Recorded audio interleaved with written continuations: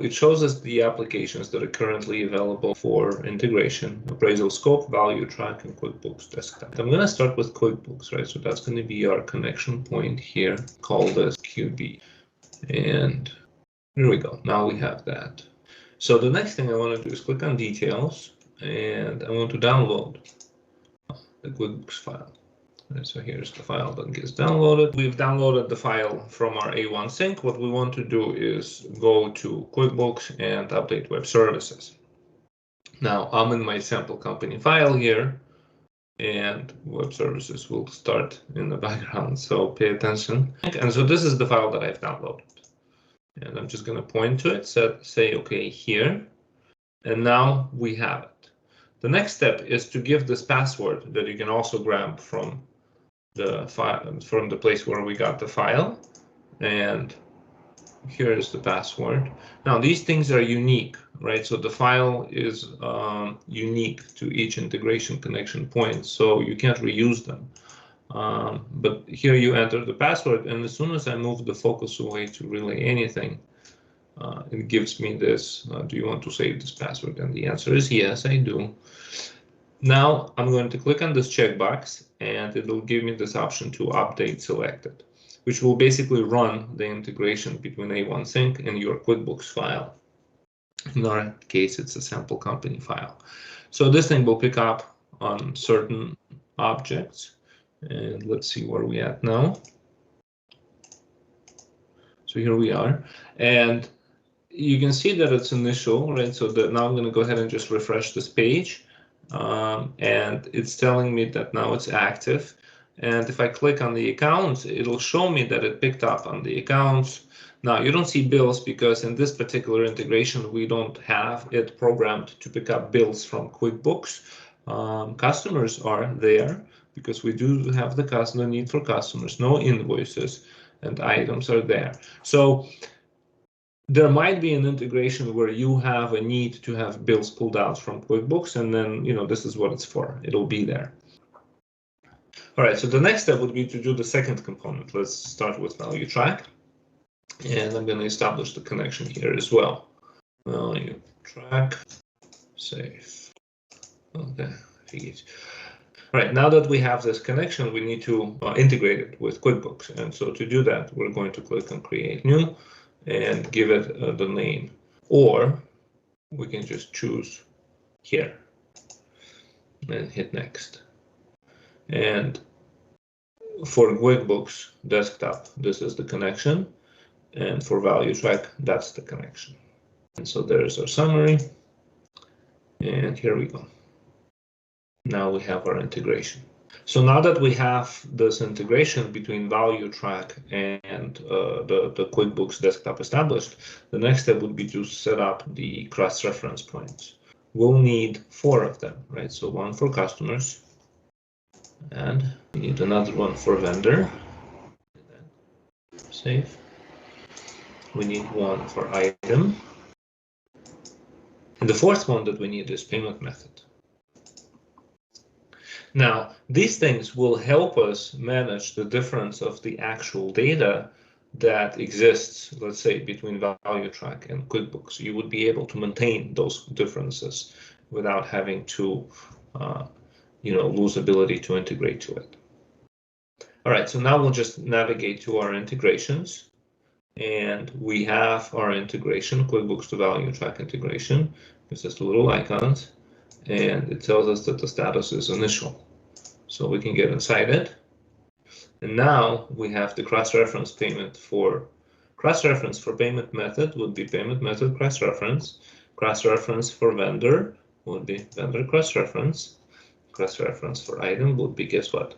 Item. And customer is customer. Now, these terms are coming from QuickBooks, and the rest of this information is actually coming from your QuickBooks here. When bills are coming in, what account do you want to use? So for us right now, we're just going to go ahead and select cost of goods sold. You can choose whatever you'd like. Now here we can just say other expenses, and again, you can say something else, right? So this is just our little, I'm going to say installation here. We're going to pick the terms, net 15, And I'm going to use undeposited funds. Like that. And here I want to say uncategorized income. Right, uncategorized. Here it is. And so then we save. So now we've saved this integration, we're actually ready to try it. So let's go with payments, and I'm going to browse and choose this test payment file here, and we're going to go ahead and submit. And so the file ran through. We only have a couple of transactions in it. It shows you that there is no errors, but there might still be some warnings, and we'll see them on the next screen if we click here. Now here it shows us the actual details and the data that we ran through here. And for this particular case, so for the company, the error or the warning is that and it actually shows you all of them in here, right? So the rest of them are as well. So for example, it says that sample mortgage company, does not exist in QuickBooks. And so you can either create new like this, right? So this basically creates sample mortgage company in QuickBooks. You can go ahead and add that. So the customer is done. The payment method, right? So it says credit card. Which payment method do you want to link it to? So you can just pick one of yours, but see how in QuickBooks it's broken down to either American Express, Discover, MasterCard, Visa, e-check or cash. And so you can literally just pick any one of these, or you can go back to QuickBooks and add another one that says credit card. If you want to add another payment type, just go to receive customer payment, and then from here you can click on this drop down here and add new payment method. Here you can say credit card without having to specify whether it's Visa or MasterCard or whatever, and you can just link it to other credit card and hit OK. And now you have credit card as a payment type. Another way to do this is go to lists, and then you can navigate to customer and vendor profile lists, and then here you can just choose payment method list. And here you will actually see the one that we've created, credit card, and it's linked to other payment card. But if you want to add more, you can just right click here and add new, and it'll take you to that same screen. Thanks. Okay, now, so for item cross-reference, the option is, so FHA 1004. Our file doesn't have it, and so we're just going to go ahead and say create new and hit add. And now we're done. And so this file is taken care of. Now here it's the same thing. What would you like to do with the test mortgage company too?